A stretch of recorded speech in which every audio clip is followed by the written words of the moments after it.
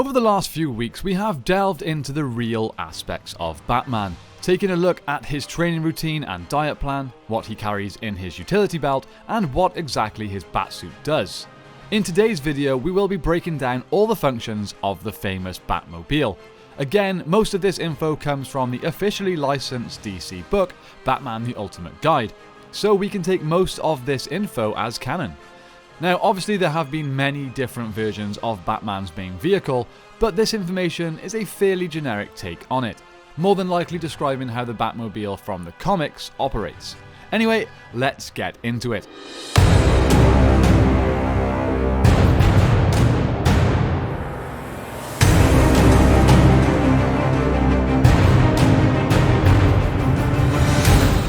The Batmobile is a sleek, jet-powered car that is as strong as a tank.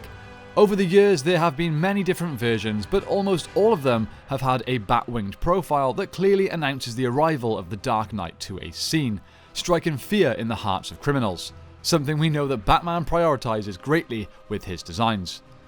It is powered by a 1,200 horsepower jet turbine engine. At the front of the car is a sensor suite containing a video mapper, a radio imager, and an infrared headlight mode, essentially allowing Batman to drive in unseeable circumstances, whether it be bad weather or any kind of chemical cloud disruption.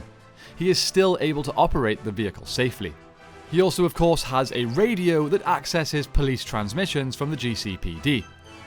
We will talk more about the specifics of the car itself in a minute, but I want to talk about something many people don't know about, something that Batman has in the Batcave: the Batmobile testing chamber. It's essentially a wind tunnel that he uses to test the aerodynamics of the car. But when the tunnel's side panels open, the real testing begins. Machine guns, flamethrowers, acid jets, and even lasers attack the Batmobile from every possible angle to try and point out and expose any possible weaknesses in its armor.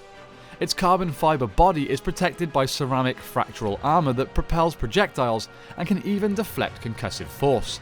Its tires are gel-filled and reinforced with Kevlar. Oh, and of course, the windscreen is bulletproof. Okay, let's look at its key features and what they do before we look at the stats, such as the Batmobile's top speed and acceleration.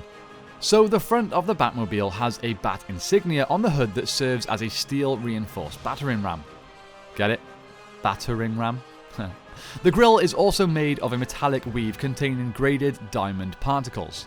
Just under this, there is also a retractable winch with 1,300 foot or 396 meters of cable on its reel.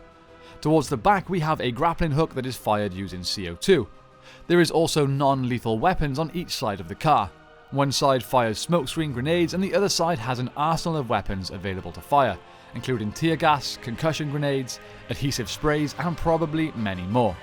We know, of course, that some versions of the Batmobile do carry live ammunition and machine guns. Now, the wheels of the Batmobile are particularly clever. They are equipped with trim, aerated anti-lock disc brakes, and its gel-filled tires are also auto-inflating. They can be intentionally overinflated, which pushes out embedded studs for added grip on any surfaces that may be slippery. At the back of the vehicle, Batman has a pull-out workstation that can be pulled out by sliding an armoured panel out of the way. Here, Batman can use a computer that is specifically built for analysing DNA samples and uploading data or evidence to the main Bat computer. Here, he also stores some field equipment such as a defibrillator, microscope, and a crime scene kit, all essential for the world's greatest detective. He carries a simplified version of this crime scene kit in his utility belt, something that I covered in a full video about the belt. Check that out if you want to know more.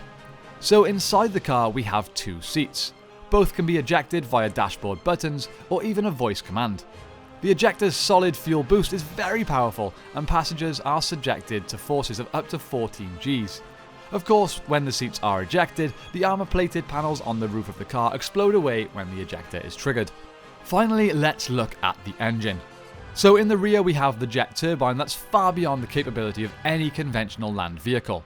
Equipped with high-flow air intake filters, the turbine also features an experimental quantum afterburner. Now, I'm not exactly sure what that is if I'm completely honest, but it sounds cool. The Batmobile then rides on impact-resistant hydraulics and has a valve train exhaust system. Its lightweight engine produces a tremendous amount of power, but still manages to just be slightly larger than those found in conventional automobiles. With all those technical details covered, let's look quickly at some of the key facts and stats. The Batmobile can survive in cold temperatures up to minus 230 degrees Fahrenheit or 145 degrees Celsius, and it can survive in high temperatures of up to 1100 degrees Fahrenheit or 593 degrees Celsius. Absolutely crazy temperatures. The dimensions of the typical Batmobile are 1.46 meters high, 1.95 meters wide, and 14.8 meters long. That's a big, scary car.